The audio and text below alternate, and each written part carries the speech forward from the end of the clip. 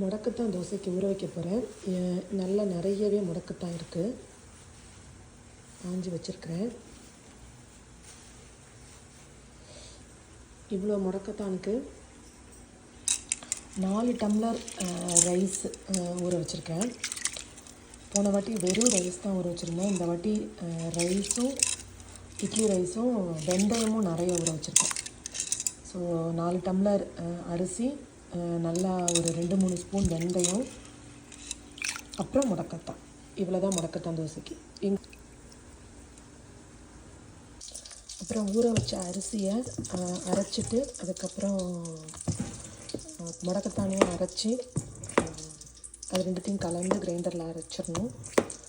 அப்புறம் புளிக்க வச்சுட்டு இப்போ தோசை ஊற்ற போகிறோம். இப்படி தான் இருக்கும் மாவு. கொஞ்சம் தண்ணி ஊற்றிக்கலாம்.